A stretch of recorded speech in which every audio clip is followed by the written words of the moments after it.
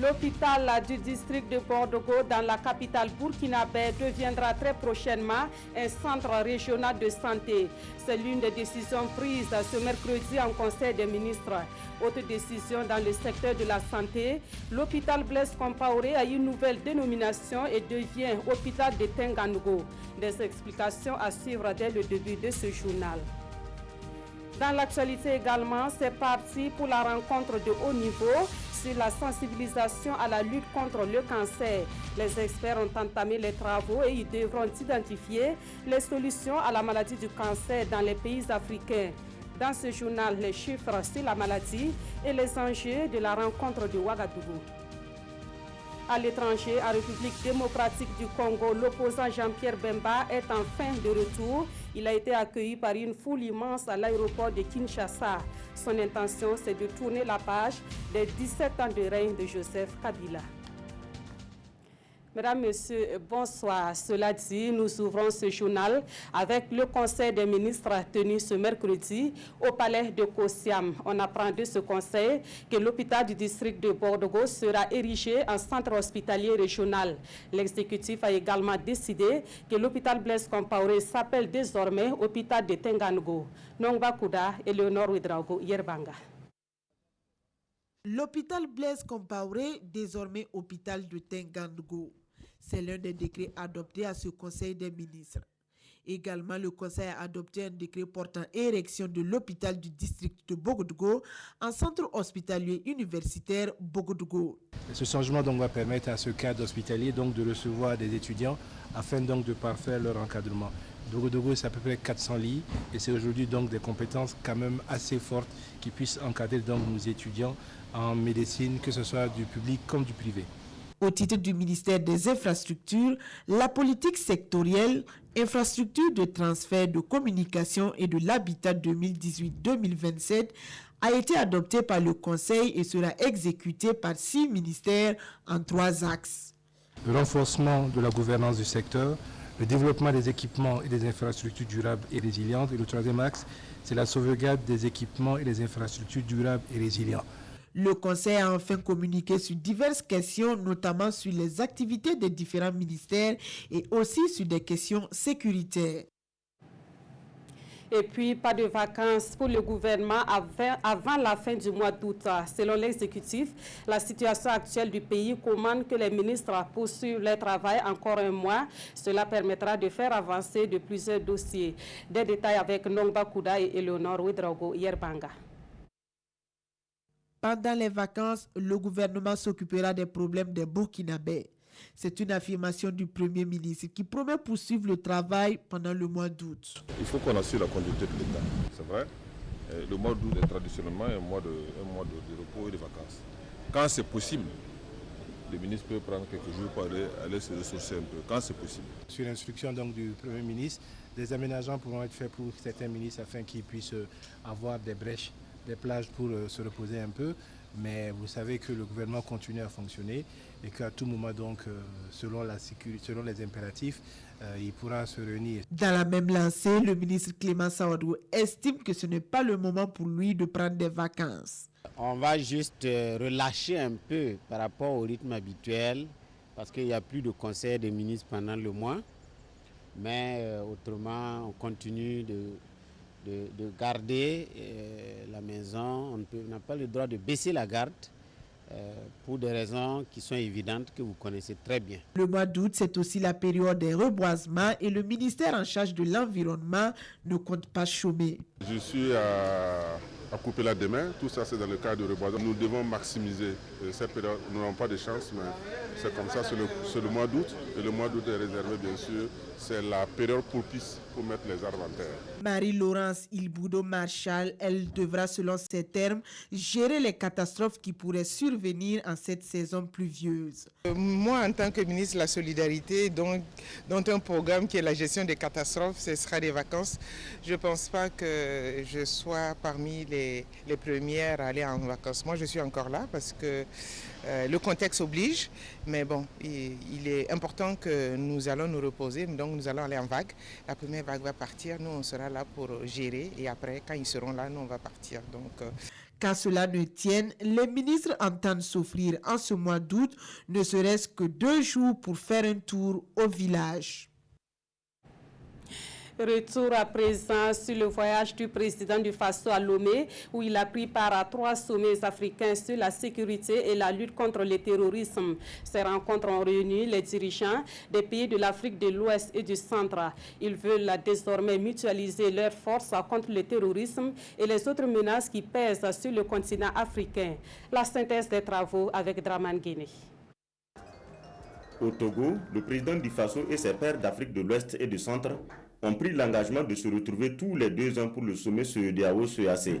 Le tout premier, celui de Lomé, s'est penché essentiellement sur l'épineuse question de sécurité, de lutte contre le terrorisme et d'entraide judiciaire entre les États des 2 zones de l'Afrique. Les ministres concernés sur les questions de sécurité vont se réunir pour signer un accord de coopération de police criminelle, de manière à poursuivre un peu tous ceux qui ne sont pas acceptables, je dirais, dans les différents pays et de pouvoir les poursuivre. Nous avons pris également la décision ensemble de faire en sorte que le G5 soit mis sous chapitre 7 de la Charte des Nations Unies, de manière à pouvoir avoir les moyens de pouvoir combattre avec une plus grande efficacité le terrorisme dans notre zone. Dans la foulée, la CEDEAO a tenu son 53e sommet. La présidence en exercice de l'organisation change de main. Le Togolais Faure Gnassingbé passe le témoin au Nigérien Mohamedou Buhari pour un mandat d'1 an. Comme au précédent sommet, il est aussi question ici de sécurité dans la bande sahélienne, de stabilité en Guinée, en Centrafrique, au Congo, en Libye. Pour le cas particulier du Togo, invite a été faite d'organiser des législatives au plus tard le 20 décembre. Pour la présidentielle, des toilettages de textes s'imposent. Le sommet recommande une élection présidentielle à 2 tours et un président élu pour un mandat renouvelable une fois.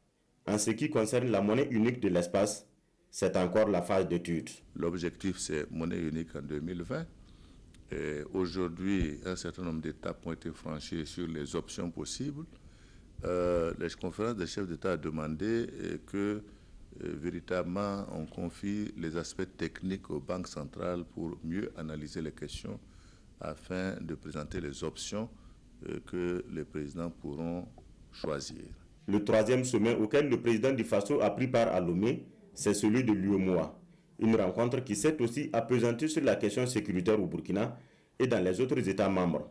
Le financement de l'Union était également sur la table. Un des points les plus importants de cette réunion, c'était la question du prélèvement communautaire de solidarité, qui théoriquement cette année devait passer à 0,5% de toutes les importations hors zone UEMOA. Et nous avons, au regard de l'analyse qui a été faite, décidé de maintenir à 0,8% cette perception-là. Parce que si on va à 0,5%, non seulement la Commission ne pourra pas fonctionner, mais en plus de cela, les différents programmes que la Commission déroule ne pourront pas être mis en œuvre. Programme très chargé du président du Faso à cette mission de Lomé, ce qui ne l'a pas pourtant empêché de rencontrer les Burkinabés vivant au Togo. Avec les compatriotes, toutes les questions étaient abordées, essentiellement la situation sécuritaire au pays, l'économie et le vote des Burkinabés de l'extérieur. Et justement, sachez qu'après ce journal, à 21h précisément, la RTB vous propose en intégralité l'entretien entre le président du Faso et la communauté burkinabé vivant au Togo. Un entretien dans lequel le chef de l'État explique les conditions de vote des Burkinabés de l'extérieur. En attendant, ce sujet qui a fait l'objet de modifications du code électoral suscite encore des réactions. Des organisations de la société civile des Hauts-Bassins saluent l'adoption du nouveau code électoral. Ces OSC parlent d'une avancée démocratique et fustigent l'attitude des partis de l'opposition. Le point de la conférence de presse avec Hassan Gourabou et Ali Traouri. C'est une conférence de presse pour saluer l'action du gouvernement concernant le nouveau code électoral. Depuis sa soumission à l'Assemblée nationale, ce code fait couler beaucoup d'encre et de salive et certaines OSC de la région des Hauts-Bassins sont montées au créneau pour faire son apologie. La loi a retenu comme document la carte d'identité nationale CNIB et le passeport. Selon nos sources, sur l'un de ces 2 documents, peut servir aussi bien pour l'inscription sur la liste électorale que pour le vote. Nous, organisation de la société civile de la région des Hauts-Bassins, saluons cette mesure qui constitue une avancée importante de notre processus démocratique à ce qu'elle assurera la transparence, l'égalité citoyenne, la simplification et facilitation, n'est-ce pas, des inscriptions et du vote. Face aux journalistes, ces OSC ont aussi fustigé l'attitude et la position de certains politiques qui, selon elles, peuvent être source de conflits. Nous condamnons fermement les velléités démagogiques de certains politiciens nostalgiques d'un passé malheureux pour empêcher nos frères et nos sœurs de la diaspora d'aboutir à leur lutte qu'ils ont engagée il y a cela 5 ans, c'est-à-dire leur participation au vote présidentiel. Tout en affirmant leur soutien aux autorités, ces OSC des Hauts-Bassins comptent dans les jours à venir effectuer des séances de sensibilisation sur le bien fondé de ce nouveau code électoral. Retour à Ouagadougou et direction l'Assemblée nationale où le président a accordé des audiences à 2 personnalités. Il s'agit du représentant du Fonds des Nations Unies pour la population et du représentant de l'Organisation de la coopération islamique. Les échanges ont porté sur la promotion de la femme et le dividende démographique. Le point avec Oscar Soulama et Yarkiteda. Le directeur régional pour l'Afrique de l'Ouest et du centre du Fonds des Nations Unies pour la population, INFPA, est la première personnalité à être reçue par le président de l'Assemblée nationale. Avec Alassane Bala Sakandé, Mabengue Ngom dit être venu parler de la question de la femme et du dividende démographique. Je viens de rendre une visite de courtoisie au président de l'Assemblée nationale pour le féliciter pour les efforts qui ont été entrepris par l'Assemblée nationale du Burkina Faso pour renforcer le dispositif de protection de la fille et de la femme au Burkina, mais également pour les efforts qui ont été faits pour l'inscription dans le budget du Burkina, en tout cas d'une importante ligne qui va dans le sens de l'amélioration de l'accès aux services de planification familiale, surtout pour les populations qui n'ont pas la possibilité de payer pour ces services. La femme était aussi au centre des échanges entre le secrétaire général adjoint de l'Organisation pour la coopération islamique OCI et le chef du Parlement burkinabé. Mohamed Khan est allé plaider auprès du patron de l'hémicycle afin que la question du cancer du col de l'utérus fasse partie des priorités nationales. J'ai fait le déplacement pour venir discuter, échanger avec le président de l'Assemblée et afin de plaider pour que cette maladie fasse partie des priorités du gouvernement du Burkina Faso. Et cette rencontre avec le président du Parlement m'a offert l'occasion de plaider plus davantage pour le Burkina Faso, d'être plus actif dans les forats et rencontres de l'OCI. Ces 2 personnalités sont présentes au Burkina Faso dans le cadre de la rencontre des épouses des chefs d'État africains sur les cancers féminins. Voilà qui nous amène donc à cette actualité. La rencontre de haut niveau sur la lutte contre le cancer a débuté ce matin avec la réunion des experts. Ils sont venus du Burkina Faso et de l'extérieur pour passer en revue les causes et les conséquences des cancers en Afrique. Au niveau du Burkina Faso, l'ampleur de cette maladie est préoccupante avec 5000 nouveaux cas de cancer enregistrés chaque année. Roger Kam, Zalissa Sanfo. Ces experts nationaux et internationaux posent ici à Ouagadougou le diagnostic des cancers féminins. C'est donc un dépistage social et scientifique pour trouver les freins à la sensibilisation et à la lutte contre ces cancers mammaires et gynécologiques. Des cancers qui constituent un lourd fardeau pour les pays, mais surtout pour les femmes. Le cancer constitue la 2e cause de décès dans le monde, avec près de 9 millions de décès en 2015. Environ 70% de ces décès surviennent dans les pays en développement. Au Burkina Faso, le cancer constitue une préoccupation également majeure. La prévalence réelle n'est pas connue, mais on estime à plus de 5000 nouveaux cas par an les cas de cancer. Ce cancer absorbe à lui seul 60% du budget de l'État consacré aux évacuations sanitaires à l'extérieur du Burkina Faso. Et au regard de ces chiffres qui font froid dans le dos, le Burkina Faso attend l'ordonnance de ses experts pour une lutte efficace. Nous attendons impatiemment les conclusions des travaux de ce séminaire. Sans doute, grâce au partage des connaissances et d'expériences des différents pays, ces conclusions sauront nous orienter pour renforcer la lutte contre le cancer et initier des actions communes à mettre en œuvre dans les États africains de notre organisation.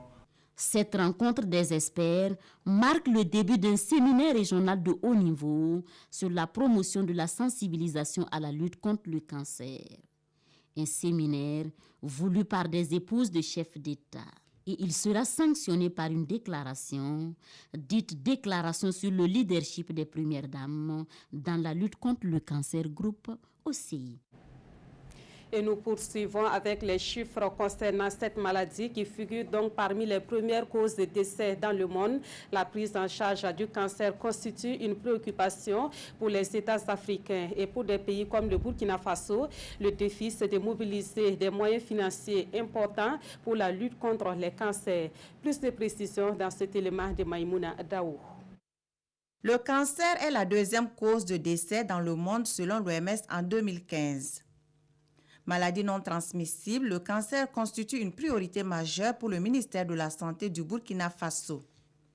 En 2014, selon les données de l'OMS toujours, sur 161 000 décès enregistrés au Burkina Faso, 6 200 décès étaient dus au cancer, soit 2 400 chez les hommes et 3 800 chez les femmes. Parmi les cancers recensés, ceux du foie chez l'homme, 31%, et ceux du col de l'utérus chez la femme, 22%, viennent en deuxième position selon les causes de mortalité. Le cas particulier des cancers du col utérin et du sein est inquiétant. Dans la sous-région se pose la problématique de la prise en charge des cancers. Très peu de pays disposent d'une plateforme complète. Au Burkina Faso, on dispose de tout sauf la radiothérapie.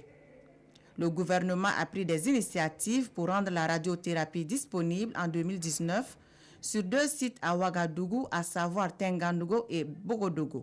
Le séminaire régional de haut niveau sur la promotion de la sensibilisation à la lutte contre le cancer et les programmes de plaidoyer dans les États du groupe Afrique, membre de l'OCI, qui se tient à Ouagadougou les 1er et 2 août 2018, devrait marquer un tournant décisif dans la lutte contre les cancers. Les premières dames travaillant déjà aux côtés de leurs époux pour soutenir les initiatives et actions gouvernementales pourront mener chacune un plaidoyer transversal. La mobilisation des partenaires pour accompagner dans la lutte contre les cancers à travers des projets de lutte contre le cancer, à l'OCI, l'Organisation de coopération islamique, et à la BID, la Banque internationale de développement. Le partage des expériences réussies de lutte dans les pays du groupe Afrique membre de l'OCI, ainsi que la disponibilisation des ressources financières. La rencontre de Ouagadougou devrait contribuer au développement du leadership du Burkina Faso dans la lutte contre le cancer au niveau sous-régional. Cela devrait favoriser l'accompagnement financier de l'OCI et de la BID, ainsi que d'autres partenaires. Le renforcement des capacités en termes de plaidoyer pour mobiliser les fonds pour lutter contre le cancer et connaître de nouvelles stratégies efficaces. Et toujours en rapport avec cette rencontre sur la lutte contre le cancer, les invités continuent d'arriver dans la capitale burkinabé. Cet après-midi, c'est la première dame de la Côte d'Ivoire qui est arrivée et a été accueillie par l'épouse du président du Faso. Et plus tôt dans la matinée, ce sont les premières dames du Tchad, du Niger, de la Sierra Leone et du Nigeria qui sont arrivées à Ouagadougou. Le film de tout cela avec Lassina Ouattara et Nathalie Sawargo Nabaloum. Arrivé cet après-midi, Dominique Ouattara, épouse du président ivoirien, à sa descente d'avion, a été accueillie par Sika Kaboré, épouse du chef de l'État. Pour Dominique Ouattara, le sujet sur le cancer est d'une grande importance. J'ai répondu à l'invitation de ma sœur, Madame Sika Kaboré, et je suis heureuse de me retrouver à nouveau au Burkina Faso pour cette réunion, cette conférence des Premières Dames. Je crois que c'est une conférence qui a trait au cancer, à la lutte contre le cancer. Et je pense que c'est quelque chose de très important d'un sujet d'utilité publique et je suis donc heureuse d'y participer. Ce n'est pas directement mon cheval de bataille puisque vous savez que je m'occupe beaucoup de la lutte contre le sida, de la lutte contre le travail des enfants. Mais néanmoins, l'hôpital que ma fondation a construit, qui est l'hôpital Mère-Enfant de Bingerville, comporte une aile d'oncologie pédiatrique. Ce qui n'était pas prévu au départ, mais en voyant un petit peu la situation du cancer en Afrique, je me suis dit que ce serait très important que nos enfants aient une aile qui leur soit consacrée pour lutter contre l'oncologie. Donc vous voyez, pour moi, je suis très engagée à ce sujet. En début de matinée, c'est Inda Déby Itno, première dame du Tchad, qui a été la première à couler le sol burkinabé. Elle a été suivie par le docteur Lala Malika Mahamoudou Issoufou du Niger. Puis c'est Fatimata Jabé Bio de la Sierra Leone, accompagnée de son époux qui sont accueillis à l'aéroport international de Ouagadougou. Elle a été suivie par Aïcha Mahamoudou Bouhari du Nigeria qui répond à l'appel de Ouagadougou. Mais dans la main, ces premières dames veulent toutes œuvrer ensemble pour booster le cancer sous toutes ses formes en Afrique francophone.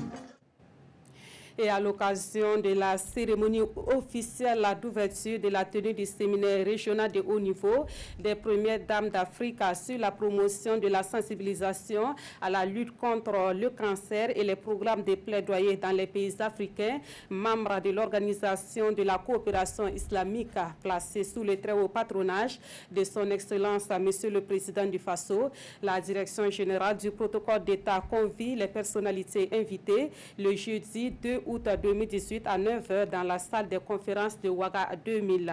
Leur limite d'arrivée est fixée à 8h30.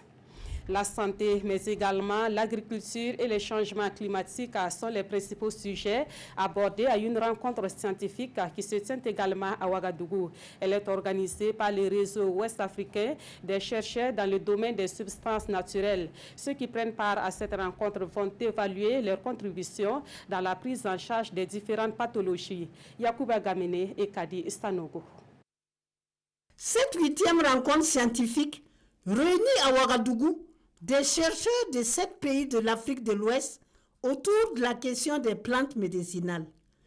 Initiée par le réseau ouest-africain des chercheurs dans le domaine des substances naturelles, OnePress, les participants vont évaluer le niveau de leurs recherches concernant la prise en charge des différentes pathologies et tirer les leçons. Le thème retenu est changement climatique, agriculture, santé et nutrition. Contribution des substances naturelles. C'est l'occasion pour nous de nous retrouver, de capitaliser tous les résultats de recherche que nous avons. Au Niger, il y a des recherches qui se font, au Bénin, au Togo, et c'est souvent sur les mêmes thématiques. Et d'ailleurs, c'est ça qui nous regroupe. Et donc, il faut voir là où il y a eu des échecs, là où il y a eu des succès, pour que ce soit vraiment capitalisé pour pouvoir avancer.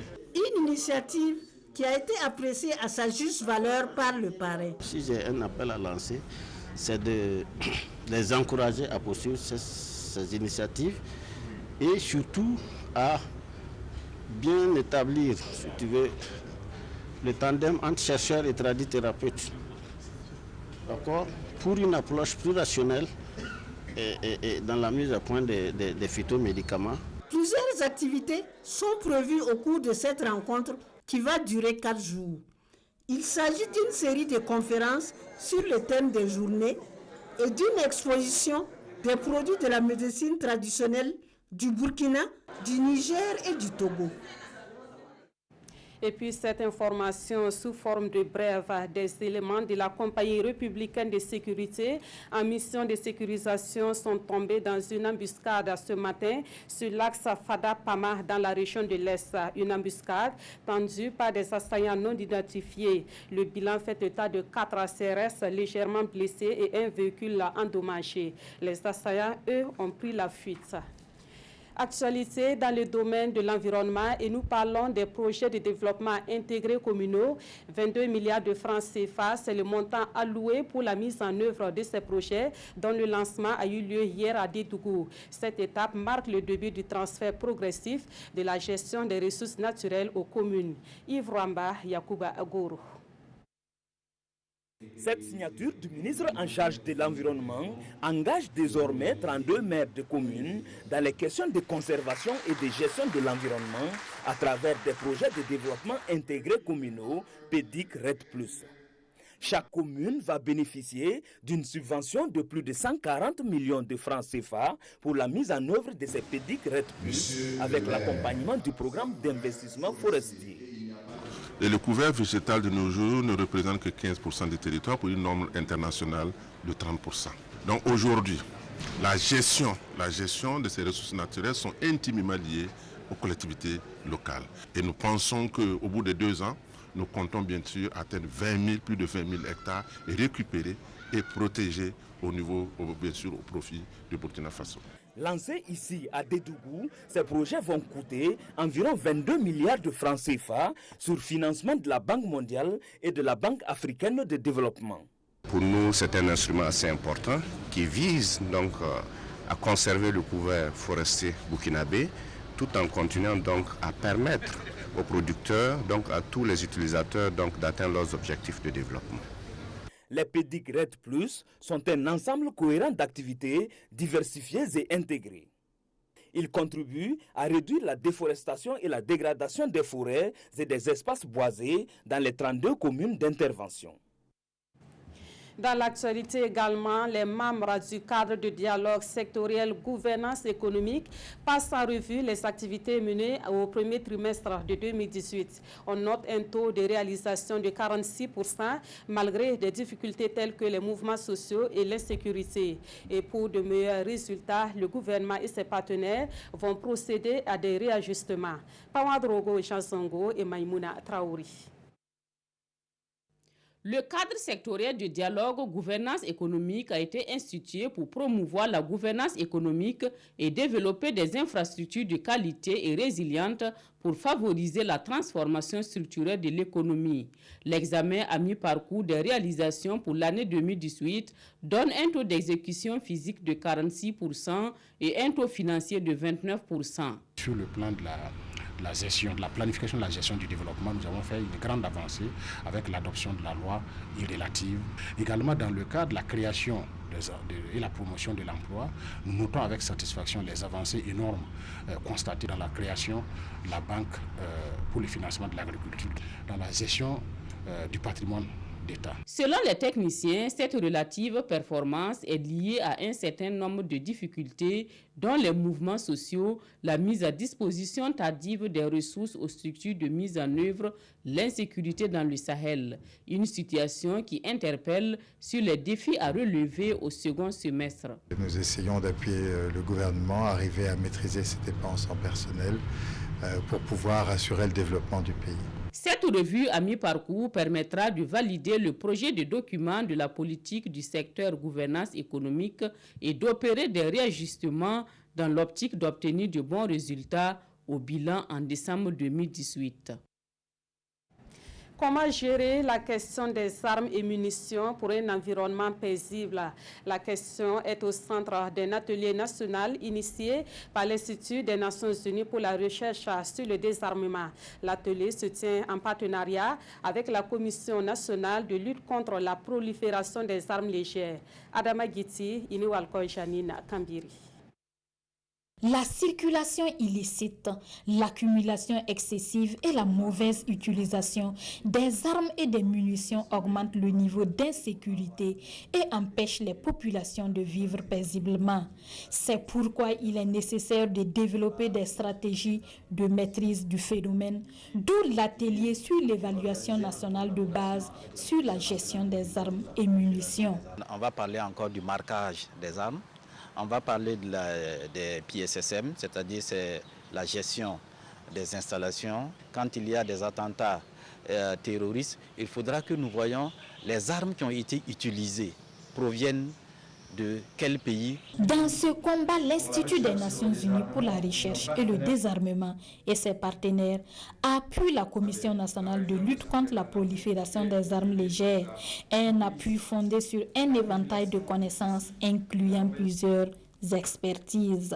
Travailler avec les experts nationaux techniques pour faciliter les consultations techniques et pour élaboré ensemble une feuille de route qui porte sur plusieurs piliers de la gestion des armes et des munitions. À l'issue des échanges sortiront des propositions pertinentes dans le but de renforcer les capacités du Burkina à relever les défis liés à la circulation illicite des armes et des munitions. L'objectif est de permettre aux populations de vivre dans un environnement favorable à la prospérité de leurs activités socio-économiques. En actualité culturelle, c'est parti pour la 19e édition de Fitini Show. C'est l'une des manifestations phares des vacances de la ville de Sia et son lancement est intervenu hier. Au-delà de l'aspect récréatif, Fitini Show est une tribune de sensibilisation des enfants. Et le thème de la présente édition, c'est la lutte contre les grossesses précoces et non désirées en milieu scolaire. Manekayen Kaduromenki. C'est l'un des événements culturels phares de la ville de Sia. Fitini Show s'est imposé au fil des années tout en s'internationalisant. L'édition 2018 de Fitini Show a encore gagné le pari de la mobilisation des enfants. Une mobilisation autour du thème Stop aux grossesses précoces et non désirées en milieu scolaire. Ensemble on va dire stop! Ensemble on va dire stop! C'est un phénomène qui prend de l'ampleur et nous en tant que Fitini Show, il était important que nous puissions nous attaquer au problème pour sensibiliser. Fitini Show c'est le spectacle, Fitini Show c'est ce qu'on offre la découverte des talents, mais Fitini Show aussi c'est un espace de sensibilisation. C'est une tribune qui sied pour ce genre de message, surtout au regard de l'auditoire, au regard donc de la frange jeune qui est intéressée par cet événement. Playback, sketch, slam, défilé en tenue traditionnelle et prestations d'artistes bobolais ont rythmé cette cérémonie inaugurale de la 19e édition de Fitini Show. Je suis très content parce que Fitini Show, c'est la fête des enfants. Donc, ce que j'ai aimé, presque j'ai tout aimé. J'ai aimé la danse, le sketch, et puis playback. Cette cérémonie d'ouverture marque le début des phases éliminatoires de Fitini Show, tous les dimanches jusqu'au 23 septembre prochain, date de la grande finale. Une apothéose qui va noter la participation des pays amis comme le Mali, le Togo, le Niger, le Bénin et la Côte d'Ivoire, foi des organisateurs de l'événement. Actualité hors du Burkina Faso, Jean-Pierre Bemba fait un retour triomphal à Kinshasa. Il est candidat à la prochaine présidentielle en RDC. Il n'a qu'une seule ambition, mettre un terme au règne de l'actuel président Joseph Kabila. Jean-Pierre Bemba est de retour en République démocratique du Congo avec la ferme intention de tourner la page de 17 ans de règne de Joseph Kabila. Une foule immense s'est émassée mercredi entre l'aéroport et le centre de Kinshasa pour accueillir l'ex-vice-président qui brigue la fonction suprême après 11 années d'absence, dont 10 derrière les barreaux d'une prison de la Cour pénale internationale. Condamné en 2016 à 18 ans de prison pour des exactions de sa milice en Centrafrique, il avait, à la grande surprise, été finalement acquitté en juin dernier, provoquant la joie de ses fidèles dans l'ouest de la RDC. La présidentielle de décembre devrait désigner le successeur de Joseph Kabila que la Constitution interdit de se représenter. D'après un sondage, Jean-Pierre Bemba, 55 ans, fait jeu égal en tête des intentions de vote avec deux autres opposants, Félix Tshisekedi et Moïse Katumbi. En bref, la tension est montée au Zimbabwe après un scrutin présenté comme libre et équitable. C'est l'usage de la force. 2 jours après les élections, l'armée est entrée en action dans les rues d'Harare, la capitale. Des violences qui ont fait au moins 3 morts côté manifestants. Des partisans de l'opposition qui dénoncent donc des fraudes et prennent au mot le président Mnangagwa qui avait promis aux populations une élection transparente. Le retour de Jean-Pierre Bemba en RDC et justement la situation politique au Zimbabwe sont entre autres sujets commentés dans les quotidiens burkinabés de ce 1er août. La revue de presse est avec Vincent Tchendrebego. Jean-Pierre Bemba à Kinshasa, zone de turbulence d'un retour très encadré, titre l'observateur Palga. C'est en principe ce 1er août que l'opposant congolais devrait rentrer au pays, un mois après avoir été acquitté et libéré par la CPI suite à son procès pour crimes de guerre et crimes contre l'humanité.